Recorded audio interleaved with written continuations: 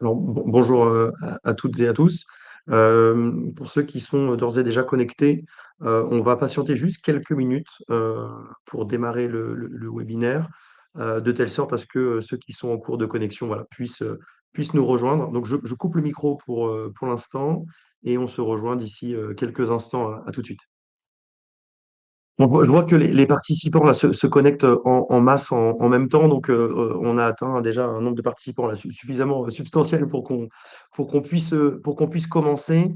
Ça se connecte encore. Et donc, il fallait me dire en régie qu'il y avait autant de monde de connecté, je me serais mieux préparé. Je vous propose qu'on commence, hein, ça fera venir directement ceux qui ont un petit peu de retard. Voilà, on va essayer de tenir le planning.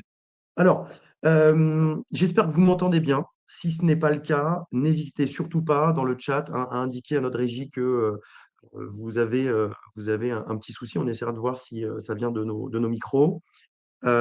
Aujourd'hui, on se retrouve dans un format relativement interactif qui est proposé par la société ESSI à destination de plusieurs acteurs pour répondre à un sujet qui est assez récurrent dans nos métiers de main-d'œuvre en prestation de propreté, qui est votre prestation de nettoyage se dégrade. Comment on peut reprendre le contrôle? Avant de commencer en introduction pour les règles du jeu, disons, il faut considérer qu'autour de ce format webinaire, on a plusieurs types d'acteurs qui sont en présence.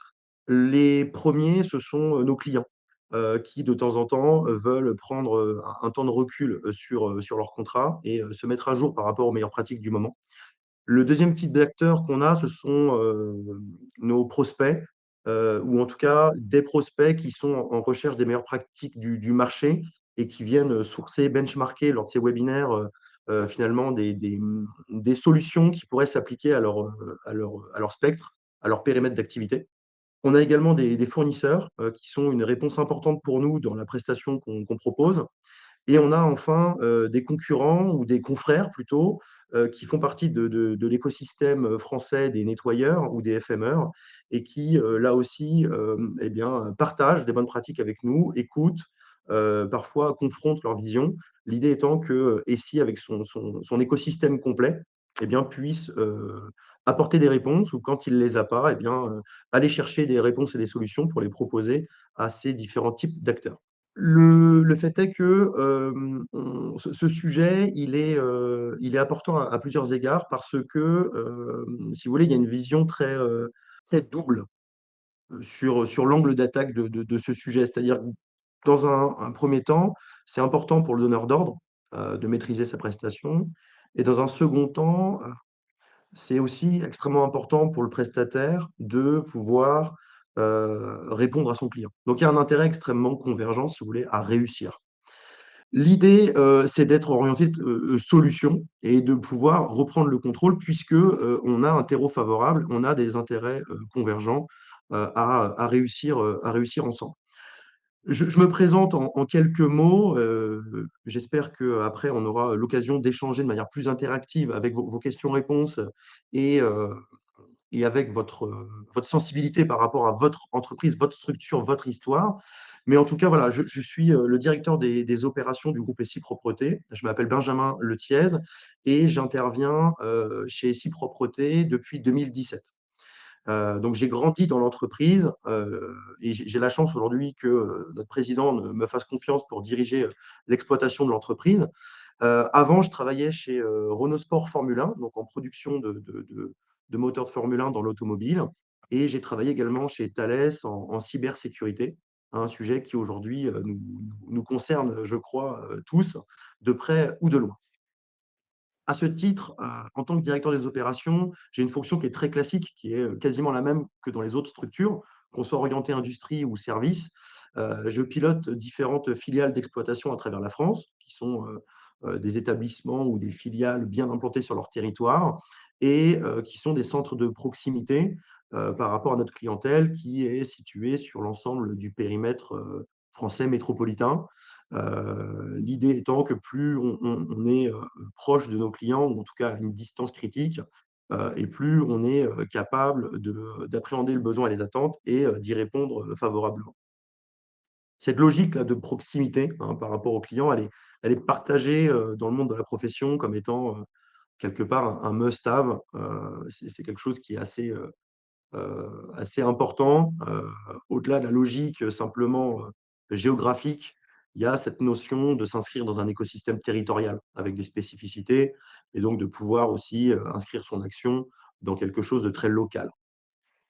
Alors, le groupe SI, propreté en quelques mots et en quelques chiffres, je vais passer, hein, parce que l'idée après c'est de parler plutôt du sujet et pas tellement de l'entreprise, mais globalement, c'est une entreprise dite de taille intermédiaire, sur le marché. Donc, le marché il est segmenté, en 3 grands pôles.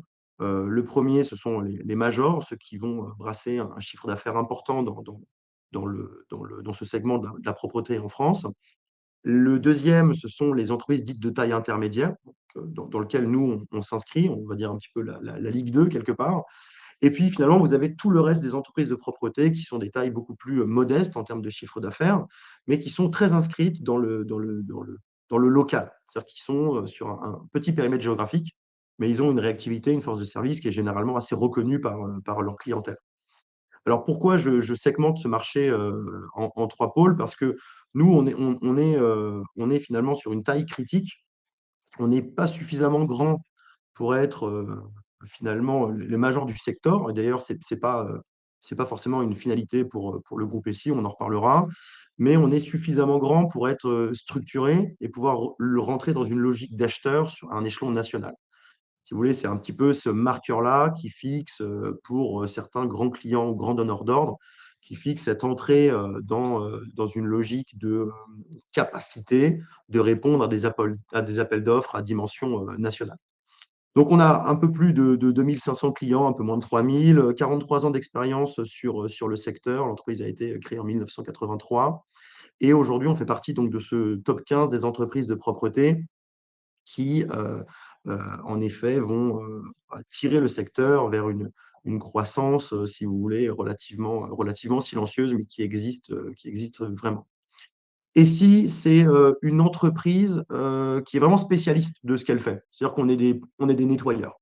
On est des nettoyeurs, on est des pure players du nettoyage. On n'a pas diversifié nos activités, outre mesure. On est resté très concentré sur ce qu'on savait faire et également sur, là où nos clients, considéraient qu'il était légitime qu'on intervienne.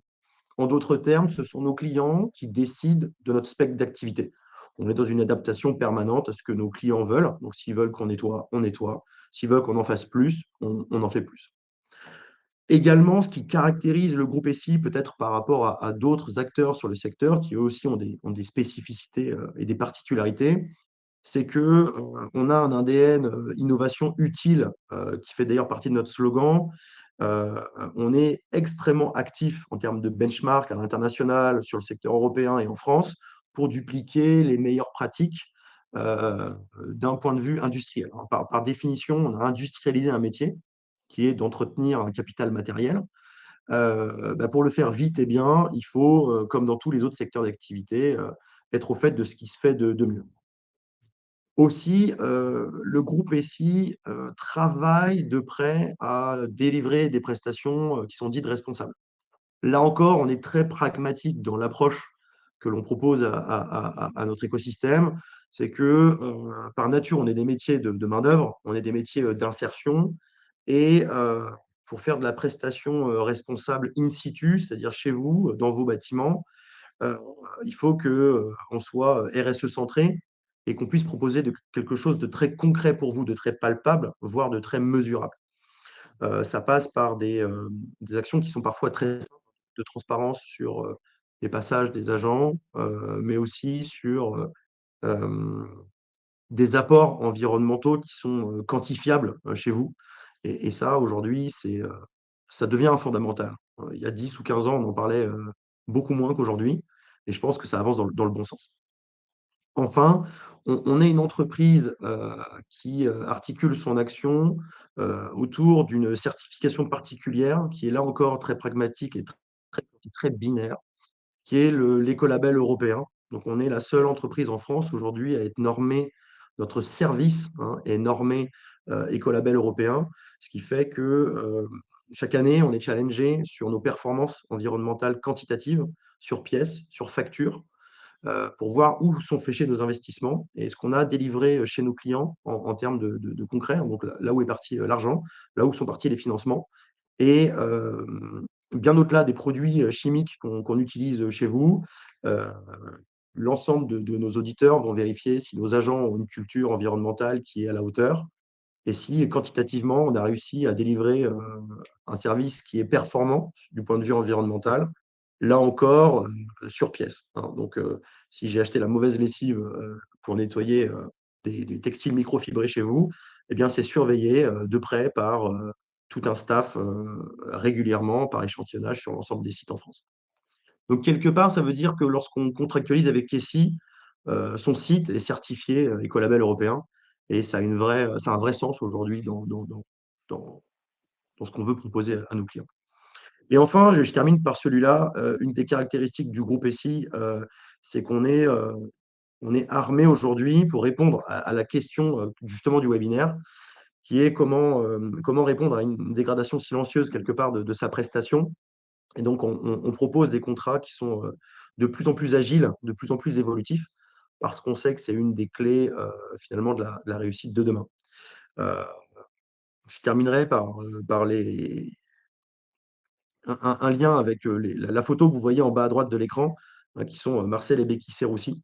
Donc vous l'aurez compris, on est dans une entreprise familiale. Aujourd'hui, c'est Frédéric Serroussi, fils de, Marcel et Becky, qui, gère l'entreprise, donc c'est mon N+1.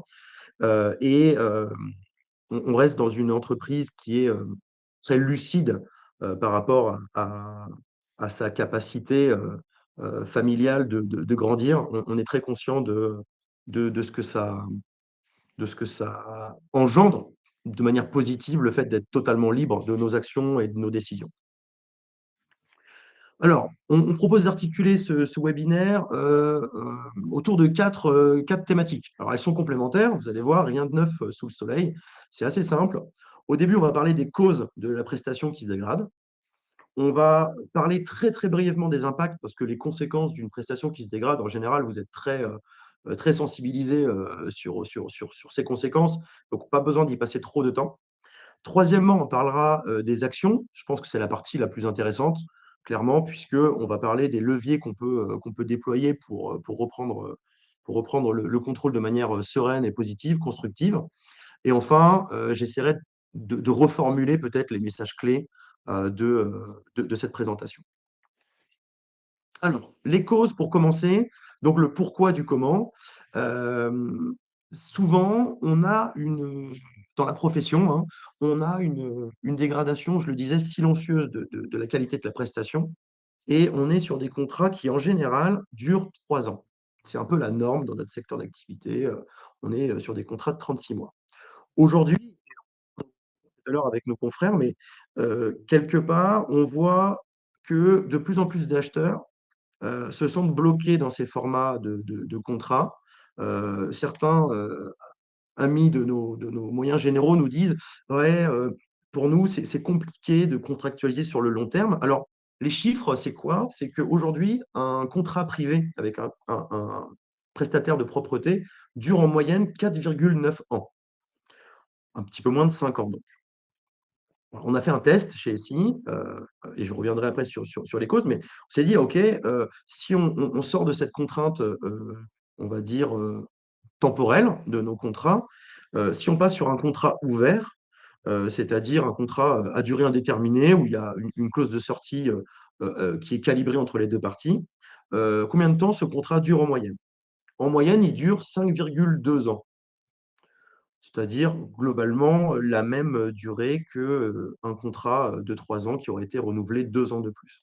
Donc il n'y a pas de changement, majeur, si vous voulez, dans le fait d'être un contrat, à durée déterminée, ferme, et un contrat, ouvert. En revanche, notre clientèle nous dit très clairement qu'on préfère aujourd'hui avoir des contrats qui soient, ouverts, de telle manière à pouvoir, ouvrir des portes de sortie si, jamais les conditions, ne sont plus réunies. Alors c'est vrai pour Essie, c'est sans doute vrai pour un certain nombre d'acteurs majeurs de la profession. Et nous, on s'est dit: «OK, il y a pas de problème majeur là-dessus». On alerte simplement sur un point, c'est que lorsque la durée, du contrat, est comme ça, inconnue ou moins bien connue, moins bien calibrée au départ, c'est la capacité d'investissement qui peut s'en retrouver, comment dire? Diminuer parce que, notamment dans l'industrie, où on a besoin d'investir au démarrage du contrat, parfois des centaines de milliers d'euros en équipement mécanisé, en équipement de nettoyage, eh bien, il y a besoin de pouvoir avoir une certaine durée de contrat pour amortir le matériel. Bon, ça sur des cas spécifiques, mais il faut quand même noter, cette alerte et c'est pas gênant. C'est-à-dire qu'on peut rester sur un contrat ouvert avec, une possibilité de revendre, de racheter ou de réamortir différemment le matériel. Alors, la dérive, au-delà du fait que les gens considèrent que la propreté est importante, heu, eh bien, cette dérive s'installe parce que, l'actualité propreté du bâtiment évolue, parce que l'actualité du client évolue, parce que, son résultat net, augmente, parce que son résultat net, diminue. Parce que, le cahier des charges, initialement, bah, il n'est pas parfait. D'ailleurs, c'est pas sa nature, hein, première. C'est une base de travail, ça a jamais été, considéré par, les acteurs de la propreté ou par les clients comme étant une finalité. C'est une première base de travail qu'il faut ajuster et en fait, ces ajustements, eh bien, sont pas forcément faits et donc on a une accumulation d'écarts, pas forcément objectivés qui commence à créer un écart, si vous voulez, entre la trajectoire première qui était l'attendue, le point de départ où on était aligné et on se retrouve progressivement, même avec un tout petit angle d'écart et ben, on se retrouve quelques années plus tard, si vous voulez, sur un delta qui est relativement important et qui peut générer des interrogations. Alors, les causes de ça, je les ai, données en préambule, mais nous, on les comprend dans 4 dimensions. La première dimension, c'est que la prestation, elle est un peu figée. Figée par quoi? Par le cahier des charges. C'est-à-dire que, la difficulté de sortir du cahier des charges, elle est réelle, autant côté donneur d'ordre que côté prestataire. La deuxième dimension, c'est que le dialogue, donc c'est-à-dire, les interactions permanentes qui génèrent de l'amélioration continue entre le donneur d'ordre et le prestataire, sont centrées sur les écarts par rapport à ce cahier des charges, donc les écarts par rapport au référentiel et pas forcément sur la cause de l'écart. L'analyse causale, d'ailleurs, est pas très compliquée à faire, hein. Heureusement, dans notre métier, on ne construit pas des fusées. En en contrepartie, il faut bien considérer que si la prestation est externalisée, c'est parce qu'il y avait des intérêts à l'externalisation. On y reviendra, hein, sur les intérêts de l'externalisation, mais ils sont majeurs, ils sont très importants. Donc l'idée, dans cette logique d'industrialisation et d'externalisation, il faut maîtriser sa sous-traitance, évidemment. Il faut aussi, du coup, se concentrer sur ce que nos qualiticiens aiment bien faire, c'est-à-dire aller chercher la cause racine.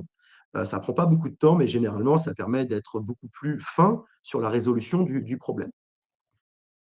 La troisième dimension, c'est que, le travail pour intégrer la prestation rendue au métier du client, c'est-à-dire à sa spécificité, eh bien, ce travail d'intégration est souvent partiel et pas mené à terme.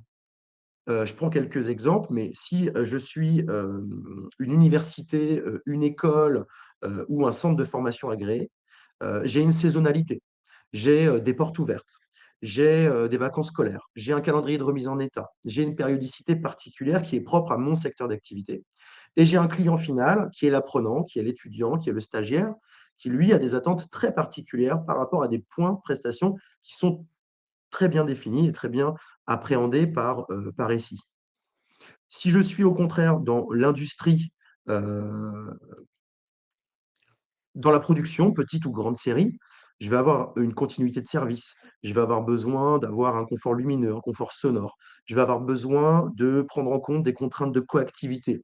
Je vais avoir besoin de mécaniser ma prestation pour avoir des cadences de travail plus rapides sur les sols et plus de temps sur des finitions hautes et basses.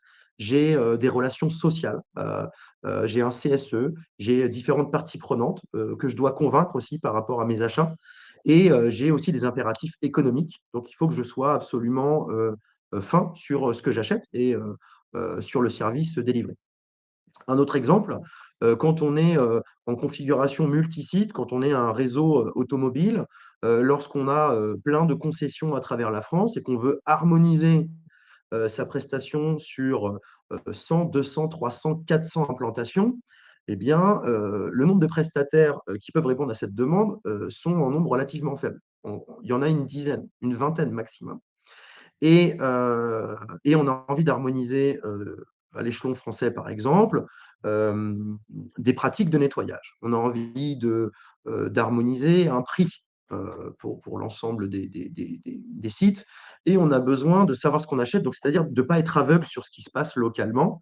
Et bien ça, finalement, c'est vraiment, l'intégration des prestations de propreté dans les spécificités du secteur d'activité et du business model du client. Ce travail-là, il doit être fait à la source et en continu, il doit être affiné pour que on soit dans une prestation intégrée. C'est un point, c'est une dimension qui pour moi est très très importante et qui est clé pour la fidélisation du client et qui est importante pour la satisfaction, hein, du donneur d'ordre. Autant niveau achat que moyens généraux, que consommateur final. Quand je dis consommateur final, c'est celui qui va vivre l'espace. Ça peut être l'usager, ça peut être l'apprenant, ça peut être le parent d'élève, ça peut être celui qui va venir acheter en concession automobile.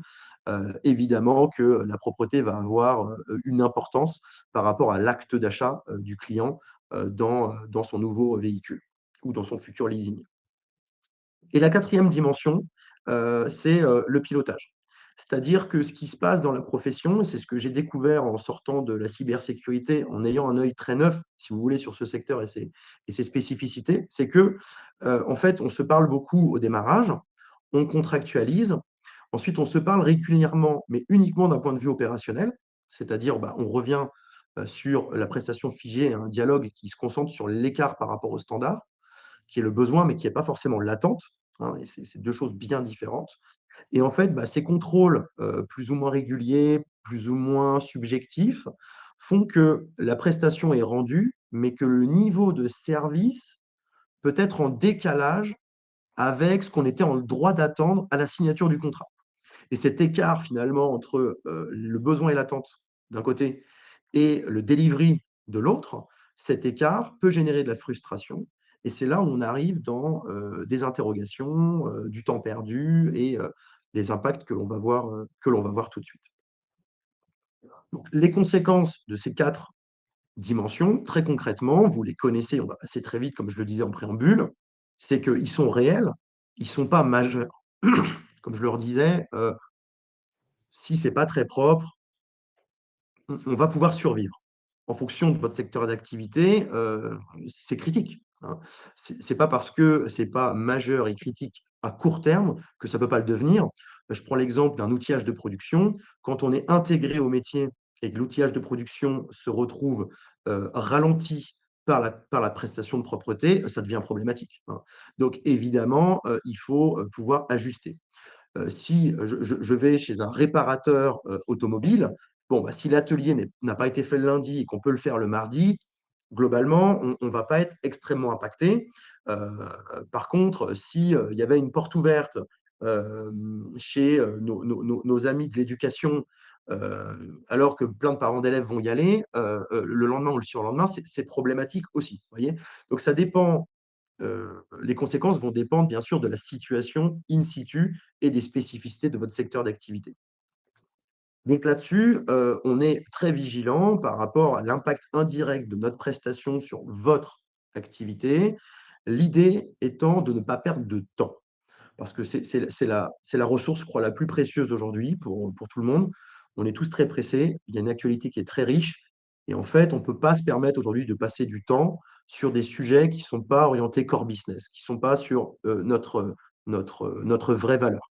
Heu, c'est une question aussi de volonté. J'en reparlerai tout à l'heure dans une notion qui m'est chère, qui est la symétrie des attentions, mais nos amis qualiticiens nous disent souvent: «Passez plus de temps à planifier. Ensuite, faites ce que vous avez planifié correctement, vérifiez que ce que vous avez dit, eh bien, c'est ce que vous faites et améliorez à la marge parce que ça va générer de l'amélioration continue. Voyez-vous de temps en temps sans perdre de temps, ça va générer de l'amélioration continue et cet écart que j'évoquais tout à l'heure entre le début et la fin du contrat sera, mesuré et maîtrisé». Heu, donc ne pas passer suffisamment de temps à la planification des prestations, c'est dommageable et quand on a fait un cahier des charges et qu'on y a répondu, on n'est qu'à la moitié du chemin, hein. En réalité, c'est pour ça qu'acheter de la propreté, c'est compliqué parce que quelque part, on achète de l'humain, on achète une organisation et on ne va pas se le cacher, hein, au début, on achète un peu du déclaratif quand même. Donc, acheter du déclaratif pour un acheteur, c'est pas simple. Il y a un risque achat aussi pour celui qui contractualise et donc il faut qu'on ait, des moyens pour pouvoir équilibrer, les relations. Comment, lorsque, ma prestation s'est légèrement dégradée ou que, les anomalies commencent à être récurrentes ou que tout simplement en tant que client, je ne suis pas satisfait de ce que mon prestataire délivre comme, prestation de propreté, comment on reprend le contrôle? Avant de passer aux diapos, je vais vous donner une petite anecdote qui nous est arrivée et que je pense qui a frappé la profession quelques mois après, le contexte international, Russie-Ukraine. C'est qu'on a eu un contexte inflationniste, qui a, impacté l'ensemble des acteurs de l'écosystème économique. OK. Heu, Évidemment que si je m'appelle LVMH et que j'ai, énormément de hausses de coûts, la sphère des acheteurs va, répercuter une action de maîtrise des dépenses, et dans une action assez logique et assez légitime, vont demander à ce que l'ensemble des échelons, de cette chaîne prennent leur part de responsabilité, puisqu'il s'agit bien de responsabilité économique lorsqu'on est, imbriqués tous les uns avec les autres. Évidemment, on est quand même dans une relation donneur-d'ordre prestataire, chacun doit être rentable et donc il faut être lucide aussi sur le fait que, cet,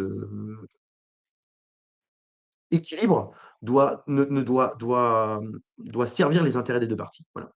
Heu, dans ce contexte inflationniste, beaucoup de nos clients nous ont dit: «Ah, il s'agit d'optimiser les prestations parce que sinon on va, on ne sait pas de quoi l'avenir est fait, il vaut mieux prévenir que guérir».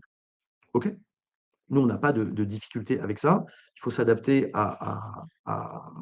au contexte et donc on a fait énormément de travail, d'optimisation, de rationalisation, de reconduction de contrats et en fait, on a renouvelé tous nos contrats stratégiques et ce dont on s'est rendu compte, on le savait intuitivement, mais là, ça a été, pour moi, quelque chose de très, très clair sur un échantillon de contrats statistiquement viables pour que je puisse en tirer des conclusions qui orientent la stratégie du groupe, c'est que, eh bien, en fait, ça a été l'occasion de capter l'ensemble des signaux faibles, des réclamations latentes, si vous voulez, des contrats, de requalifier correctement le besoin et les attentes, que ce soit sur les impératifs économiques ou les impératifs qualité, et on a déployé des plans de progrès. Et en fait, ces plans de progrès, qui ont permis de diminuer l'écart entre l'attente et le réalisé, ont été, très salvateurs pour les 2 parties.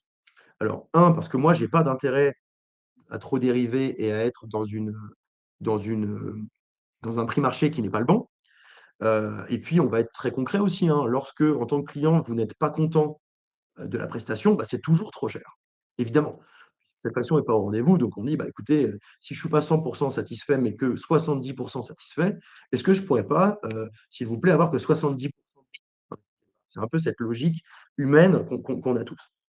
Donc ces plans de progrès, ce ne sont pas forcément des plans de progrès économiques. Il ne s'agit pas de baisser la prestation ou de baisser les coûts pour baisser les coûts. Il s'agit d'être responsable à un instant T et de faire le mieux possible avec une enveloppe qui est plus ou moins contrainte. Heu, En revanche, nos acheteurs nous ont dit: Heu, je vais remettre à plat et je vais, éventuellement, refaire un nouveau contrat et en fait, en passant par cette étape du plan de progrès, on évite de recontractualiser, on évite de repasser un appel d'offres qui est chronophage, qui est coûteux et en fait, on prend plus de temps pour rentrer dans une, logique de conseil, d'écoute active, de symétrie des attentions avec son prestataire et on commence à lister l'ensemble des solutions qui sont utiles pour le contrat. Évidemment, sur le marché, tous les acteurs de la propreté n'ont pas le luxe de passer ce temps, n'ont pas les forces de conseil, les forces support pour faire cette analyse qui permet de capitaliser sur l'existant. Parce que changer tous les 3 ans de prestataire, il y a de la perte. Il y a de la perte d'expérience, il y a de la perte d'intégration métier, il y a de la perte de compétences, il y a de la perte de savoir et il y a de la perte, économique. Hein, c'est très clair. Vaut mieux rester avec un prestataire 20 ans, 30 ans et le challenger tous les ans, avec un plan de progrès. C'est ce que font beaucoup de nos clients industriels, hein. Ils restent avec nous longtemps. Par contre, on est dans une logique absolument industrielle et on a, des acheteurs tous les ans qui nous disent: «Bon, allez, on fait l'exercice». C'est très constructif, heu, c'est très, heu c'est très partenarial, puisqu'on parle, de nos résultats et de notre rentabilité respective. Donc il y a une ouverture un peu du compte d'exploitation. Donc du coup, il y a une meilleure maîtrise de nos acheteurs et de nos donneurs d'ordre, de nos moyens généraux, de nos responsables QHSE par rapport à ce que nous, on délivre. Et finalement, cette confiance mutuelle crée des axes de solutions qui sont à forte valeur ajoutée pour les 2 parties. Évidemment, pour moi, il est plus intéressant d'avoir un contrat dans la durée.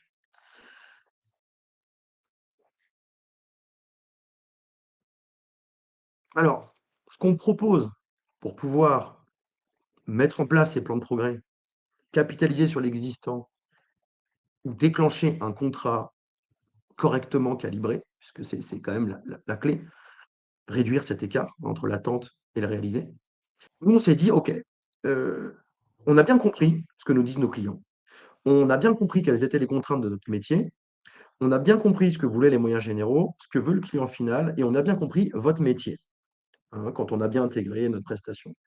Et à partir de là, on s'est dit: «Tiens, c'est marrant, mais on parle tous de mise en propreté, de ménage, de nettoyage, mais on a du mal à définir exactement ce que c'est pour notre client». Donc en fait, nous, on a bâti une offre de service qui est très simple puisqu'elle se divise en 3 pôles, qui est une offre à tiroir qui permet d'aller plus, rapidement dans la spécificité du métier, du client et d'avoir ce luxe du choix pour l'acheteur en disant: «Bah, ça m'intéresse, ça m'intéresse pas, donc je ne veux pas le payer» pour être certain d'investir là où on en a vraiment besoin. Donc quand on parle de ménage, on parle des fondamentaux, on parle des essentiels. C'est-à-dire, je veux des sanitaires propres, je veux des halls de circulation lavés à périodicité régulière, je veux que mes déchets, mes poubelles soient enlevés, vidés, acheminés vers un point de collecte, je veux éventuellement des tapis propres, etc. Alors, réussir ce que nous, chez ici, on appelle le ménage évidemment professionnel, hein, on est dans un métier industrialisé, mais c'est déjà une réussite. C'est-à-dire que lorsque je suis un cabinet médical et que je reçois 50 patients, par jour, et que je suis médecin et que j'ai pas envie de m'occuper du ménage de mon cabinet, heu pourtant il y a des enjeux. Il y a un enjeu d'hygiène évident, il y a un enjeu de recevoir une patientèle, il y a un enjeu de production et d'enlèvement des déchets, il faut que quelqu'un arrive. Lorsque j'ai un problème, il faut quelqu'un au bout du fil, il faut que la facture soit conforme. Enfin, lorsqu'on achète du ménage, on achète finalement, pas, un prix, on achète une organisation, on achète, un fonctionnement. Et pourtant couvrir ces attributs, serviciels, c'est pas évident et c'est un vrai succès déjà de réussir à le faire. Dans ce pôle 1 entretien courant, nos clients peuvent décider. Est-ce que vous voulez, des tapis ou pas? Est-ce que vous voulez qu'on accroche, des distributeurs de savon au mur? Oui ou non? Est-ce que vous voulez du savon hydratant, pour dans les toilettes féminines? Oui ou non? Et en fait, il y a plein d'attributs comme ça extrêmement précis et on peut passer toute notre vie à faire uniquement du ménage. C'est déjà, passionnant.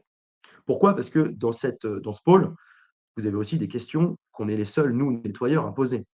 Est-ce que vous voulez que, enfin, est-ce que vous payez, suffisamment, trop cher votre papier hygiénique? Est-ce que ça sent bon dans vos sanitaires? Est-ce que vous avez besoin d'une désinfection préventive avant la période de gastroentérite hivernale? Je dis n'importe quoi, ce sont que des exemples, d'accord? Mais, on est dans le concret, on est dans notre métier. Si nous, on vous le propose pas, si nous, on le dit pas, si nous, on souligne pas ces enjeux, finalement, qui va le faire? Nous, on ne peut pas être passif et se contenter, finalement, d'attendre que l'acheteur nous guide. On doit absolument, être force de proposition, donc on propose et vous disposez. Ensuite, on s'est dit: «OK, néanmoins, lorsque, le «ménage» entre guillemets est couvert et que les fondamentaux sont couverts, heu, il y a une dimension technique du métier qui est quand même, extrêmement importante dans nos métiers de main-d'œuvre. Si je dois cristalliser un marbre, si je dois nettoyer à 30 mètres de hauteur, votre bardage, si je dois laver, votre enseigne sur l'usine, en région strasbourgeoise, si je dois, faire une remise en état, d'un atelier, de réparation automobile qui a été souillé, par de l'huile de vidange, tout ça, il y a des méthodes de travail. On a, des équipements spécifiques. On a des produits chimiques spécialisés. Il y a toute une supply chain qui doit s'activer pour finalement être capable de faire en sorte que l'agent soit présent, qu'il soit compétent et formé par rapport à la tâche qu'il va faire, qu'il va être amené à effectuer. Et il faut qu'il soit techniquement compétent pour comprendre ce qu'il doit faire, parce qu'il faut qu'il le fasse en un minimum de temps pour un maximum de résultats. Et enfin, il faut que le résultat soit au rendez-vous. Et cette dimension technique, eh bien, c'est plus du ménage. Chez Essie, c'est du nettoyage. C'est du nettoyage industriel. Et tout ce qui peut se nettoyer, on le nettoie. Hein, un silo, une cuve enterrée, une station-service, une salle de classe, ou bien encore des zones techniques, des TGBT, etc., etc. Bon, ça nécessite de prendre un peu plus de temps pour calibrer correctement l'intervention et faire du bon travail, du bon nettoyage. La dernière dimension, le dernier pôle, c'est ce que j'appelle la propreté. Et vous avez bien vu que c'est une logique en entonnoir, c'est qui peut le plus, peut le moins, quelque part, cette offre de service. C'est de se dire, lorsque je fais de la propreté, je propose à mon client non seulement de couvrir les fondamentaux, donc de faire du ménage, d'être capable de faire du nettoyage sur demande et également de lui proposer des services complémentaires qui lui sont utiles. Je vais vous en donner quelques exemples tout à l'heure, mais c'est vraiment à la carte. C'est-à-dire, dans l'offre de service, nous, on propose 150 services à peu près. Bah, l'idée, c'est que vous sachiez que ça existe et puis qu'on puisse éventuellement les choisir un par un et construire une offre comme ça, sur mesure, par rapport à votre spécificité de contrat, d'entreprise et de secteur d'activité. Donc, dans l'entretien courant, évidemment, on va parler avec vous, eh bien, de l'organisation, combien d'agents, quel fréquentiel d'intervention, quelle cadence de travail, combien d'étages, et cetera, et cetera. Quand vous êtes chez Sciences Po, Le Havre, bah, vous avez des bâtiments et des surfaces importantes. Quand vous êtes chez Noroto, eh bien, ce sont des ateliers qui sont divisés avec une zone client, une zone coulisses, une zone travail, une zone sanitaire, une zone de travail d'atelier, etc., etc. Lorsque vous êtes en concession automobile, au contraire, c'est différent. On va être vigilant. Est-ce qu'il y a des traces de pneus sur le carrelage? Est-ce que le pare-brise a été bien nettoyé? Est-ce qu'il n'y a pas des traces de doigts des clients sur les portes, etc., etc. Même si en général, dans les concessions automobiles, j'y pense et je vous le partage, mais généralement le véhicule, on n'y touche pas dans les contrats. Il y a quelques concessions chez Toyota où on touche les voitures parce que c'est un peu le produit. Donc finalement, la concession veut garder la main sur le produit et nous, on fait tout le reste. Bref, dans ce pôle d'entretien courant, on va discuter avec vous de quelle chimie on utilise, quelle est l'odeur que vous voulez dans vos sanitaires et comment on enlève vos déchets et comment on fait du propre avec du propre. Dans les opérations spécifiques, on va être sur le nettoyage de votre outillage de production, on va profiter de vos arrêts ou de vos absences pendant les vacances scolaires, par exemple, pour faire des remises en état ciblées.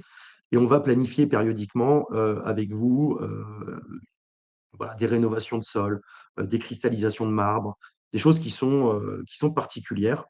Et en industrie, on travaille beaucoup sur les sols des entrepôts, des usines, parce que c'est souvent quelque chose de très utile, d'accord, pour la circulation des différents engins, même des piétons. On travaille beaucoup sur les sols. Ça apporte beaucoup à nos clients dans leur environnement. Et sur les services associés, pour terminer, eh bien, on distingue 3 types de services. Le service aux occupants, donc aux parents d'élèves, à l'élève, à celui qui travaille dans l'atelier chez Noroto, ou bien à celui qui va finalement vivre l'espace dans l'usine. Donc ça, c'est important de le calibrer correctement. Là, j'ai parlé de l'expérience olfactive. On a beaucoup d'autres choses à proposer, mais évidemment qu'il y a un marqueur olfactif et que quand vous arrivez dans une salle de classe, par exemple, ou dans une salle de formation, pour ceux qui sont loin des études maintenant, eh ben, évidemment que le marketing olfactif fonctionne énormément chez tout le monde. Les services environnementaux, alors on voit beaucoup de services se dessiner. La gestion des déchets a été bien sûr une part importante des services environnementaux. Mais aujourd'hui, on a une réglementation qui commence à arriver sur la purification des espaces intérieurs, ventilés ou pas ventilés, hein, d'ailleurs, le nettoyage des gaines techniques, etc. Aujourd'hui, la profession est capable de proposer tout un tas de techniques et de nouvelles solutions qui permettent d'aller très très loin dans ces services à l'environnement. Et les services connectés, enfin, quelque part, c'est deux grands axes. C'est un, la digitalisation des prestations. Comment on rend les moyens généraux et l'acheteur acteur de sa prestation en lui donnant de l'information, donc de la data qui soit utile hein, pour que lui oriente le contrat correctement. Euh, on a un double intérêt hein, à le faire. Et également la cobotique, donc les robots plus spécifiquement, qui vont venir notamment aujourd'hui. Alors, on parle de robots essentiellement chinois, hein, technologie chinoise, il faut le savoir, les Asiatiques compris vraiment le plient sur ce marché. Et finalement, on va se retrouver dans comment on va mettre en place des robots autonomes sur dans vos espaces pour que nous, on puisse se concentrer sur des tâches à plus forte valeur ajoutée. Vous voyez ici en exemple les bornes de traçabilité des prestations. Alors, ça n'a rien d'extraordinaire. Moi, c'est ce que j'appelle vraiment de l'innovation utile. C'est que le parcours de l'agent, d'accord, son parcours de nettoyage est cartographié. À des endroits stratégiques qu'on a décidé avec nos clients, on met ces fameuses bornes. Et avec un badge magnétique, l'agent vient horodater son passage. Alors, ça ne permet pas d'avoir des toilettes propres, hein, évidemment, mais ça permet de se dire l'agent est passé à telle heure, tel jour, dans cet espace. En l'occurrence, cet espace est-il propre? Oui, non. Quel est le cahier des charges?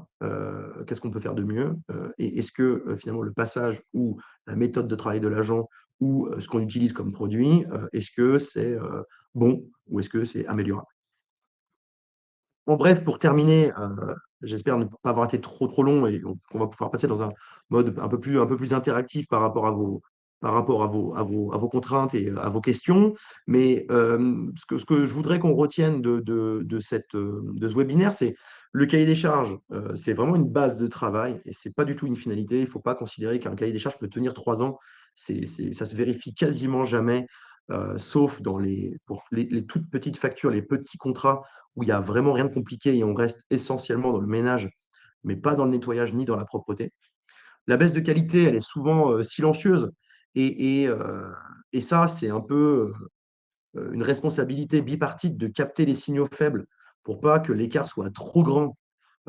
Parce que sinon, on arrive au troisième point que j'évoquais tout à l'heure, mais qui est de dire, mais si je ne suis pas content, forcément, je ne suis pas content du prix non plus, évidemment, puisque j'ai pas le minimum qualité requis.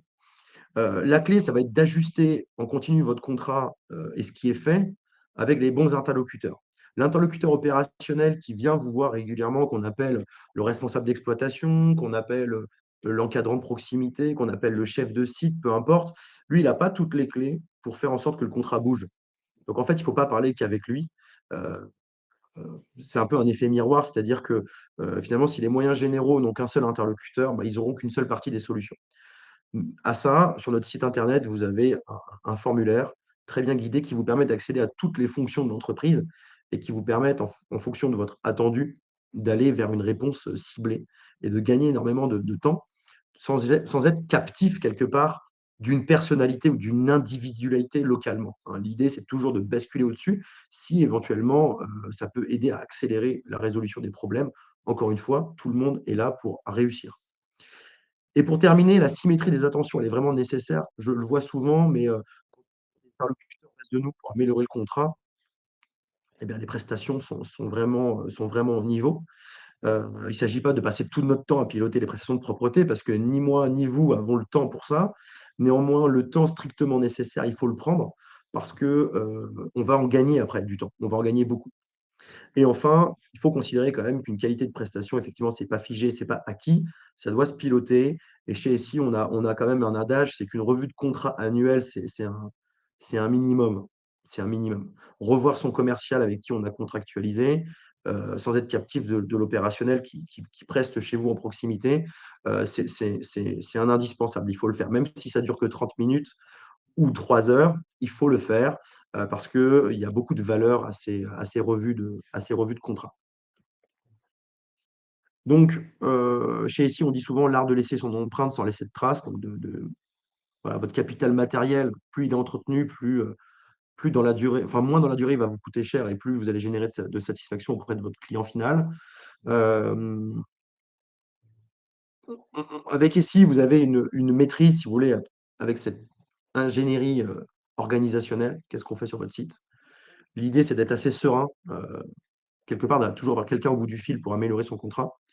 N'oublions pas la RSE, parce que plus on va devoir choisir entre la fin du mois et la fin du monde, et plus on va retarder les problèmes à venir. Donc je pense qu'il ne faut pas les oublier. Il faut qu'on soit, nous, extrêmement responsables par rapport à ce qui nous attend demain. Et ça, c'est une responsabilité d'acheteurs, de moyens généraux et de prestataires. C'est vraiment une responsabilité partagée. Donc il faut en parler. Et puis sur l'innovation, préparons l'avenir. Travaillons à l'ergonomie, travaillons à la pénibilité, travaillons à l'amélioration des cadences, travaillons à industrialiser le métier de manière intelligente avec nos clients. Et pour ça, il faut mettre en place ce qui est utile et ce qui fonctionne. Hein, il faut sortir du marketing et du déclaratif. Il faut rester extrêmement sensible à ce qui va fonctionner sur le terrain et qui va générer de la valeur pour vous. Et pour ça, il faut faire des arbitrages. Donc, nous, aujourd'hui, sur 100 innovations qu'on va sourcer, on en retient que 2 ou 3. C'est très faible comme l'industrialisation de l'innovation, finalement, elle est très faible par rapport au nombre d'innovations qui sortent. Mais je crois que c'est comme ça dans beaucoup de métiers. Il y a peu de startups, finalement, qui arrivent à réussir et à développer le plein potentiel de leur nouvelles technologies ou solutions. Voilà ce que je voulais vous dire aujourd'hui. Est-ce qu'éventuellement il y a des questions particulières par rapport, voilà, à vos secteurs d'activité, à votre entreprise, à ce que vous avez vécu? Ok, merci Emmanuel pour voilà. Bah, écoutez, j'espère que bah, c'est un retour d'expérience qui est comment dire, qui est vécu. Voilà, c'est pas du chiquet, c'est du vrai. On est dans la vraie vie de l'entreprise. Donc je sais pas, Emmanuel, vous pouvez nous dire dans le chat sur quel secteur d'activité vous êtes ou qu'est-ce que vous faites dans votre quotidien? Alors ouais, j'ai une autre question, pendant qu'Emmanuel est en train de taper. J'ai une autre question qui est arrivée concernant, la différence entre ménage et nettoyage. Alors j'y reviens, très, très vite, mais le fait est que, si vous voulez, sur le ménage, c'est un peu comme à la maison, mais d'un point de vue industriel. Et le nettoyage, si je vous le disais, c'est la dimension technique. Donc tout ce qu'on ne peut pas faire en technicité, dans le ménage, parce que ça nous suppose des équipements très particuliers, parfois des technologies de pointe, bah, dans le nettoyage, on va pouvoir y avoir accès. Ce que les petites entreprises qui débutent, en général, n'ont pas le luxe d'acheter tout de suite, donc elles sont plutôt dans l'ultra proximité et le ménage, tandis que les grands majors vont essayer d'être dans plutôt une dimension, couvrir tous les besoins et attentes du client sur beaucoup de secteurs d'activité. Le courrier, voilà, on va rentrer dans le FM quelque part, on va sortir du nettoyage pur. Alors, il y a une autre question. Alors, je l'ai pas alors je vais y répondre sans être, j'espère que je vais répondre correctement, si l'intervenant, enfin, si celui qui a posé la question, si je réponds pas bien, n'hésitez pas à rebondir. Mais, le plan de progrès, pour répondre à la question, c'est que l'idée, en fait, du plan de progrès, c'est de donner une chance aux 2 parties. Heu, Encore une fois, c'est pas un plan de progrès économique, hein, c'est vraiment un plan d'amélioration classique comme on en trouve souvent. C'est de se dire: «OK, je donne la chance à, aux prestataires en place pour dire, heu, on va s'améliorer ensemble parce que là, ça va plus». Et pas de dire: «Je refais un contrat» parce que, on n'est pas sûr d'avoir mieux après et on n'est pas sûr d'avoir moins cher. Donc, parfois, ça vaut pas du tout le coup. Et le coup, dans les 2 sens du terme, hein, littéralement également. C'est-à-dire que passer du temps à faire moins bien, personne ne veut ça. Donc, voilà, il faut raison garder, se concentrer, essayer de travailler à mettre ce plan en place et si ça marche pas, bah, vous venez chez SI. Mais, globalement, il y a des marges de manœuvre quand même pour faire en sorte de gagner du temps et un peu d'argent. Alors, je vois qu'il y avait une question de Audrey. OK, Emmanuel, je note que vous êtes, plutôt en B2B, dans le Nord. On est aussi bien présent, notamment en région lilloise, Ronchin, jusque dans le Valenciennois et on monte très haut, sur nos jolies côtes, du nord de la France. Hem Et en régie, on est d'accord, il y avait peut-être Audrey, une question? Alors la question n'est pas apparue, donc Audrey, si vous avez, une question, n'hésitez pas. Alors j'ai une question, qui n'en est pas vraiment une, mais, concernant la configuration multisite. Alors ça, c'est intéressant comme approche. C'est vrai que j'en ai pas beaucoup parlé. j'en ai pas beaucoup parlé. Ce qui est compliqué dans un contrat multi-site, multi-chantier pour l'acheteur, pour les moyens généraux, c'est qu'il y a il y a une volonté d'avoir un prix, déjà, de savoir, dans quoi on investit, et il y a une volonté d'avoir un reporting qui est très qualifié pour être certain que ça se passe bien partout. Et là, ça nécessite des outils particuliers, heu, notamment dans le reporting. Je vous en parlerai peut-être si on a l'occasion d'aller un peu plus loin. Alors bonjour, la difficulté qui se pose, est-ce que le prix de la prestation que nous propose le prestat est légitime? Ce qui nous invite à faire régulièrement des AO. Oui, exact. Alors la question du prix, elle est extrêmement intéressante parce qu'elle est centrale, hein, en réalité. Elle est centrale pour l'équation économique du prestataire et du donneur d'ordre. Et c'est vrai que nos donneurs d'ordre, hein, nos clients, eux, ils veulent s'assurer qu'ils ont le meilleur rapport qualité-prix, ce qui est légitime. Et à partir du moment où je le disais, où la qualité baisse, bah, ils ont un doute. Ils ont un doute sur, est-ce que c'est comme ça partout? Est-ce que si je change, je pourrais avoir mieux? Donc cette question du prix, elle est centrale. Alors, il faut savoir que comment est constitué le prix d'un prestataire de propreté en moyenne. Évidemment, pour des grandes structures ou des petites PME ou voire des TPE, c'est pas pareil. Mais si je fais une moyenne, pour 1 000 € de facture, donc quand je suis client et que je paye 1 000 € de ménage, nettoyage ou propreté, ou le mieux, une hybridation de ces 3 pôles, eh bien, je vais avoir 65 à 75 de ces 1 000 €, donc 650 à 750 € qui vont aller pour le salaire des agents de propreté, les charges patronales et leurs heures, complémentaires, supplémentaires, des compléments d'heures, bref, paiement de l'agent. Vous allez avoir ensuite, donc vous l'avez bien compris, la masse salariale, c'est on va dire, le plus gros poste quelque part d'investissement. Donc on investit dans les compétences, hein. D'où le fait que nous, on veut recruter des bonnes compétences. Parce qu'on sait très bien qu'un bon agent va créer le terreau favorable à la réussite du contrat, hein. On est très, très sensible à ça. C'est pour ça que nos agents sont très choyés et que c'est le premier poste de notre attention. Le deuxième, c'est justement nos achats à nous. C'est une marge de manœuvre parce que ça va peser entre 15 et 25 de la facture. Alors, effectivement, 20-25 ça va plutôt être quand je vais être dans l'industrie, un peu moins si je suis dans le tertiaire, par exemple, mais quand je mécanise, quand je dois entretenir ma machine, quand je dois la nettoyer, quand je dois acheter de la médecine du travail, pour pouvoir proposer des visites médicales à mes agents. Voilà, tout ça, ce sont des achats, production directs et indirects pour moi, en tant que prestataire, et à partir de là, un impact quelque part sur ma facture. Donc vous voyez, je suis passé déjà de 700 € à quasiment, 10-15, vous voyez, 800-850 €. Le reste, ça va être, la marge, et cette marge va permettre de payer, vos interlocuteurs de proximité, les encadrants, les responsables, les directeurs d'exploitation, et après vont aussi servir à payer, généralement le siège de ces entreprises de propreté. Alors, les entreprises sont plus ou moins staffées, mais à la fin, il reste en général, assez peu. On va dire que les entreprises de propreté, en résultat, elles vont osciller entre, 1 et 3 3 pour les plus petites structures, 1-2, pour les entreprises plus grandes. Donc on reste quand même des métiers quelque part de centimards. Il y a beaucoup de nuances à apporter à ce que je dis, évidemment, parce que ça va dépendre de beaucoup de paramètres que j'évoque pas ici. Mais en gros, Audrey, pour répondre à la question, c'est, heu, pour le simplifier, c'est 1 heure de nettoyage, heu, une bonne heure de nettoyage aujourd'hui, en gros, c'est entre, 24 et 30 € de l'heure. 24 et 28 € de l'heure. À 26, en 2026, vous êtes à peu près dans un prix cohérent où le prestataire va pouvoir investir dans la compétence et il va pouvoir, vous proposer un peu d'achat. Heu, les quelques dizaines de centimes qui vont graviter autour de ce 26, 26,80, 27,50, voilà, sont extrêmement précieux puisque c'est là que se joue, la marge et la capacité d'investissement de votre prestataire.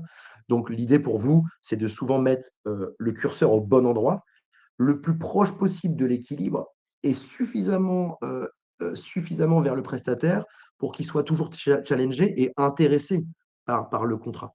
Et ça se joue parfois à rien du tout, à quelques pourcents. Et c'est là que c'est très critique pour un acheteur parce que mettre le curseur pour l'acheteur, c'est pas évident. Et donc, il faut qu'il soit absolument bien conseillé. Est-ce qu'on a d'autres questions qui viennent? Alors, ouais, je vois, Audrey, vous êtes en train de taper, donc je continue avec vous. Je rebascule sur la configuration multisite qui notamment intéresse les concessionnaires automobiles, mais la configuration multisite, le pilotage est extrêmement important dans les 6 premiers mois. Dès lors que c'est couvert, c'est concret, il faudra juste s'assurer que le nécessaire est bien fait en relaissant la main en local, c'est-à-dire aux interlocuteurs de proximité. Euh, Eh ben, je vous en prie Audrey. J'espère que ça vous a intéressé. Donc, cette configuration multisite, eh bien, elle nécessite un temps de calibration qui est plus large. Voilà, qui est plus large. Dès lors que le contrat il est bien ficelé, dès lors que les fondamentaux sont couverts, eh bien, on peut commencer à construire une relation de proximité en redonnant la main au local, avec un cadre qui s'applique au local. Et dès lors que ce local a une difficulté, il peut la remonter dans un circuit court de décision. Et comme ça, la solution arrive rapidement au local. Ce qu'on fait, on l'a vu là chez des acteurs comme Carglass, par exemple. Vous voyez, 900 implantations en France. On a arrêté le modèle de contrat qui consiste à dire bon, il y a quelqu'un qui va passer chez vous tous les jours, etc. Parce que déplacer un agent avec toute la logistique que ça suppose pour 1 heure de prestation à 100 km d'Orléans, euh, aujourd'hui, c'est pas simple. C'est pas simple parce que économiquement, c'est pas tellement viable. Ce qu'on développe maintenant, des astreintes spécifiques, propreté. Il y a quelqu'un chez moi que je paye euh, à tiers-temps, à mi-temps, à plein temps. C'est une astreinte téléphonique. Donc, vous avez une assistance qui vous répond. Donc, c'est pas une IA, hein, c'est un humain pour le moment. Mais en tout cas, cette personne vous dit, OK, vous êtes où? Vous êtes d'accord en Corrèze. OK, vous voulez nettoyer votre atelier, plus votre bureau, plus faire une passe sur les sanitaires. Écoutez, je le note. Avec l'acheteur, on a prévu un cadre de tout ça. On a fait un standard propreté par rapport à votre typologie d'agence, votre typologie d'atelier. Et en fait, le local déclenche sur mesure ce qu'on appelle de la propreté à la demande. Il dit, bah, j'ai besoin de ça, de ça, de ça, de ça. Il sait combien ça lui coûte directement, c'est-à-dire il peut avoir une idée du prix. L'astreinte téléphonique prend en compte sa demande, le devis est affiné, et à partir de là, il déclenche là où il a envie, au moment où il a envie. Ce qui fait que Carglass Bayonne, s'ils ont plus d'embrun de la mer et que leurs vitres sont plus sales, bah, ils déclenchent plus souvent. En revanche, Carglass Brest, ils ont moins d'embrun. Bon, Brest, ce n'est pas une bonne idée. Carglass Orléans, ils ont moins d'embrun. Par contre, ils gagnent aussi moins d'argent et du coup, ils peuvent eh bien, déclencher moins souvent des prestations de propreté parce que leur résultat net, pour l'instant, ne permet pas d'avoir ces efforts-là qui sont fléchés vers la propreté, tout simplement. Alors, Guillaume, bonjour. Un groupe familial de 200 sites dans le sud, enfin dans la distribution, pardon, en France, constitué d'agences, de plateformes, de salles d'expo. Vous indiquez recruter seulement des bons agents, mais comment les sélectionner, sachant qu'il y a la contrainte de l'article 7? Alors, exact. Alors, ça, c'est vraiment quelque chose de très concret qui s'applique à nos métiers, en effet. Euh, je reviens à la durée du contrat. C'est-à-dire que c'est un deal quelque part. Les bons agents, ça se mérite. Et ça se paye. C'est-à-dire que un agent payé 15 euros de l'heure et un agent payé 12 euros de l'heure ou 13 euros de l'heure, c'est pas du tout pareil. Évidemment, ça a un impact sur le prix. Donc, comment on se sort de l'article 7? On se sort de l'article 7 en étant extrêmement lucide par rapport à la pyramide des âges du contrat, par rapport à ce qu'on est capable de faire et par rapport aux compétences dont on a besoin. L'ingénierie sociale, c'est notre métier. Là, je reviens ce matin, j'étais sur un site du côté de Compiègne, dans l'Oise, où on a un client qui me dit, bon, Benjamin, nous, ça fait longtemps qu'on a un agent, il a 62 ans, et cet agent, forcément, travaille moins vite qu'un jeune de 25 ans. Tout le monde peut le comprendre. Néanmoins, la question, c'est comment on accompagne dignement ce monsieur vers la retraite, tout en ayant capitalisé sur l'existant et en allant assez vite pour que le client soit content. Ça doit se travailler au début du contrat. C'est-à-dire que l'analyse de l'article 7, en fait, doit se faire de manière bipartite et pas simplement par le prestataire avec sa compétence RH. Et aujourd'hui, on active 3 leviers hein, pour sortir de ça. Le premier levier, c'est l'intégration. C'est nous ce qu'on appelle les 6 B. C'est le bien intégré, bien formé, bien équipé, bien valorisé, etc. L'accumulation de ces B pour l'agent, le mettre dans des conditions où on vérifie ses compétences et on voit s'il est en adéquation avec le site. S'il n'est pas en adéquation avec l'attente du site, on trouve avec lui d'autres possibilités sur d'autres chantiers. Ce n'est pas toujours possible. Ce n'est pas toujours possible, mais souvent, quand on commence à avoir des tailles critiques d'entreprise, ce qui est le cas de chez SI, on a d'autres chantiers où ces compétences peuvent être plus en adéquation avec l'attendu. C'est-à-dire que souvent, on arrive à faire mieux avec des mutations d'agents. C'est-à-dire que c'est mieux pour l'agent, plus proche de chez lui, par exemple. On est très, très attentif à la bienveillance géographique. Et s'il est moins fatigué, plus près de chez lui et plus dans les cordes de ce qu'il peut faire, eh bien, il est mieux intégré et on a moins d'insatisfaction. Le deuxième levier, c'est l'ingénierie sociale. C'est de dire, attendez, les bons agents, on les récompense. Mais si je dois récompenser les bons agents, il faut que je puisse ne pas récompenser les bons agents, voire m'en séparer. Et ça, c'est une logique d'entreprise que tout le monde peut comprendre également. On a besoin de talent, on n'a pas besoin de gens qui ne sont pas là et qui ne répondent pas à leur contrat de travail. Et donc, en l'occurrence, eh bien, écoutez, on est assez ferme. Autant on peut proposer une trajectoire de carrière chez ici pour les agents, et quand je parle de trajectoire de carrière, je parle de trajectoire de carrière à leur niveau. Évidemment, on ne parle pas de responsable achat, etc. On parle d'agents de nettoyage, mais la pyramide des fonctions dans la propreté, elle propose des évolutions qui sont absolument admirables. Vous pouvez évoluer dans notre secteur comme nulle part ailleurs. C'est très, très ouvert, c'est très perméable. Et en plus, les agents sont dans une position de force. C'est-à-dire que presque l'agent va demain pouvoir choisir son employeur parce que la main-d'œuvre se raréfie. Néanmoins, dans les compétences que l'on recrute, les agents qui ne font pas l'affaire parce qu'ils ne respectent pas le contrat, eh bien, il faut entamer des démarches RH qui sont très procédurées chez nous, mais qui existent. Donc, ce levier, il faut le faire. Ça nécessite un temps, qui est un temps légal, avec des délais incompressibles, mais c'est possible. Mais c'est possible de le faire. Il faut le faire en concertation avec le client, puisqu'évidemment, pendant que cette procédure s'accélère, eh bien, on ne peut pas payer un double agent à faire le travail, puisqu'on va avoir sinon un triple coût.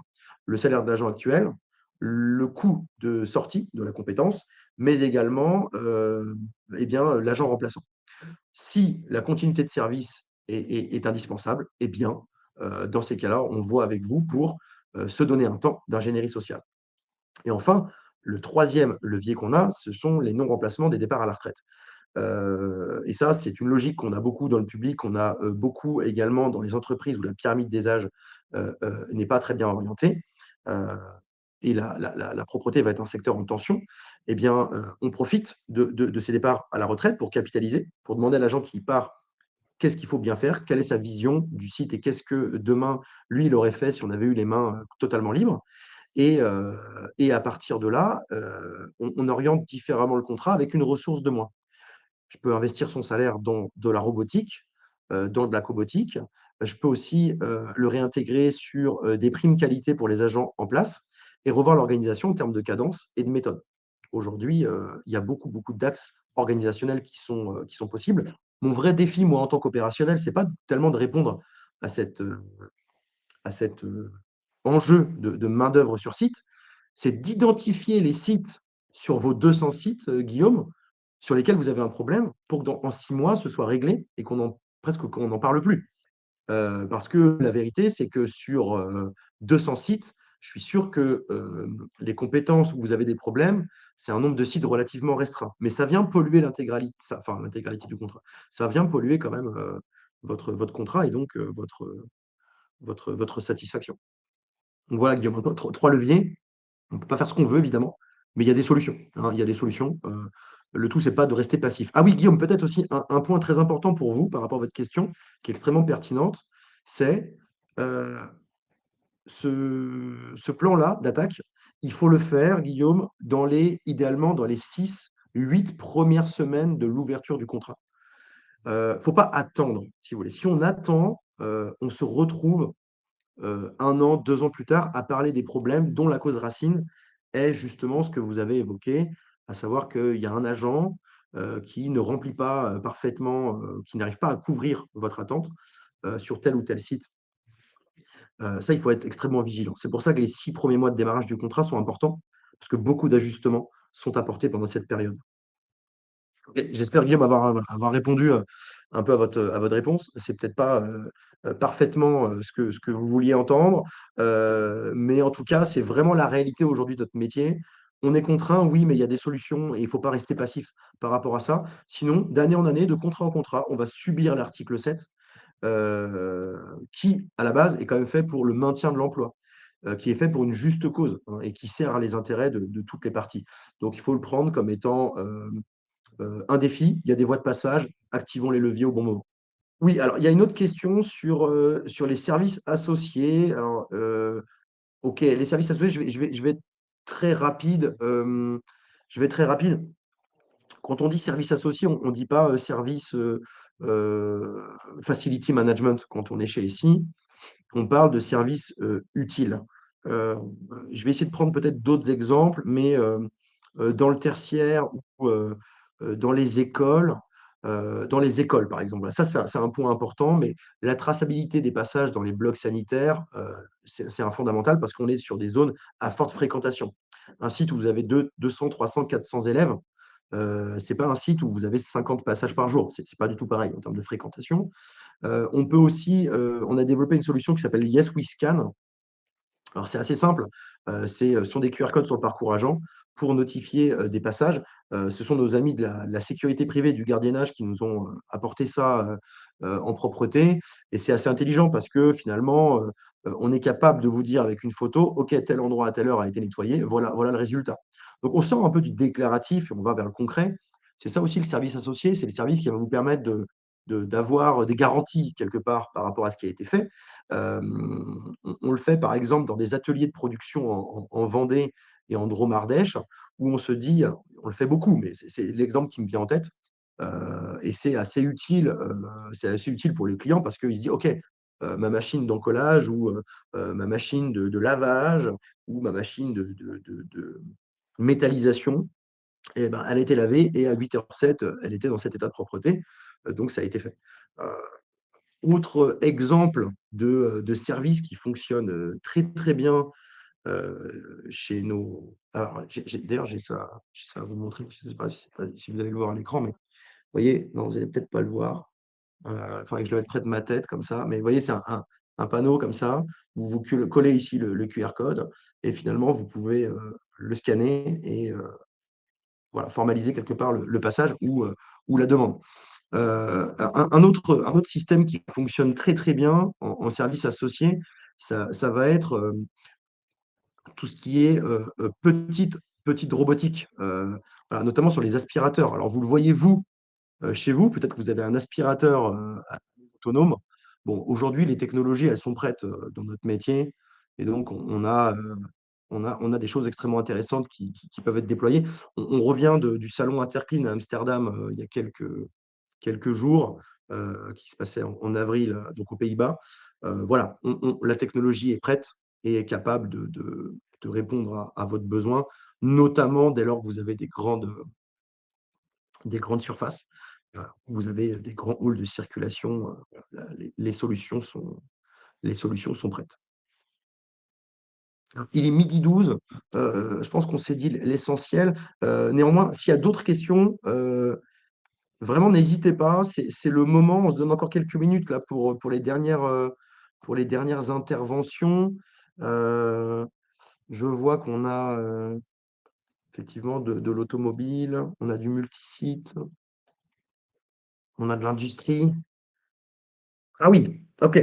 Alors, un point important alors la question c'est, le démarrage du contrat. Alors, quand le plan de progrès n'a pas forcément, fonctionné ou que vous n'êtes pas satisfait de votre prestation, parce que votre partenaire propreté, il n'a pas réussi à aller dans ce dont vous avez besoin. En combien de temps, vous pouvez faire un nouveau contrat et le basculer chez un autre, chez un autre partenaire. Alors c'est assez rapide quand vous êtes, pas en configuration de multisite, un monobâtiment et cetera. C'est assez simple à cartographier, ce qui permet de gagner beaucoup, beaucoup de temps, à la fois au prestataire et à l'acheteur, aux moyens généraux, c'est, d'avoir une checklist de ce qu'il faut, fournir en données d'entrée. Et souvent, on se rend compte que, les prestataires de propreté, ne sont pas sollicités sur, ce dont on a besoin pour pouvoir vous faire gagner du temps. Et on se rend compte que lorsque vous nous sollicitez c'est un peu aussi le format de ces webinaires, hein, enfin l'intérêt de ces webinaires, c'est de se dire, bah, nous on a besoin par exemple sur la partie hygiène sanitaire, de savoir combien vous avez de blocs sanitaires, combien vous avez d'hommes et de femmes dans votre entreprise, par jour en moyenne, voilà, dans vos bâtiments et éventuellement combien de distributeurs. Distributeurs, de savon, distributeurs de papier hygiénique et cetera. Ça, c'est quelque chose qui est assez, oublié. Pourtant, c'est 25 des insatisfactions dans le métier, donc c'est quelque chose qui est quand même significatif et ça se fait toujours un peu au dernier moment et cetera. Si la donnée d'entrée est fiable, on va pouvoir nous faire fonctionner notre bureau d'études à plein et globalement, il me faut aujourd'hui, pour bien démarrer un contrat, à partir du moment où on s'est mis d'accord sur les modalités contractuelles, pour faire du bon travail, il me faut 6 à 8 semaines. 6 à 8 semaines. Alors évidemment, pour un cabinet dentaire, un tout petit, je peux le faire en 2 jours, même en une demi-journée. Mais dès lors qu'on a, une chaîne logistique, qu'on doit investir, qu'on doit travailler avec nos fournisseurs en amont, qu'on doit, vous remettre des distributeurs au neuf partout sur un périmètre plus ou moins large, il me faut à peu près 6 à 8 semaines, pour pouvoir passer en revue toutes les questions et être, en mesure de démarrer rapidement et dans les meilleures conditions. Écoutez, on me donne le signal qu'il faut, arrêter. Je vous remercie pour votre attention. Je vous remercie d'avoir été aussi nombreux. Je ne pensais pas qu'on aurait, autant de connexions. Merci également pour ceux qui ont pris le temps de poser quelques questions. J'espère que vous avez eu, quelques réponses, voilà, à des interrogations où vous avez pu confronter vos certitudes. Si vous avez besoin de d'un œil avisé sur votre contrat, si vous avez besoin de force de conseil, si vous avez besoin de prendre, relation avec quelqu'un de chez SI, évidemment, la porte est toujours ouverte. Je pense qu'on vous contactera, hem, voilà, par email pour pouvoir, aller plus loin si vous avez besoin et dans le chat, la régie vient de vous mettre à disposition un lien, pour, éventuellement déclencher un entretien téléphonique si vous aviez, quelques questions ou quelques doutes auxquels on pourrait, en quelques minutes, répondre. Voilà. Je vous remercie. Bonne journée, bon après-midi et excellente semaine à toutes et à tous. Merci. Au revoir.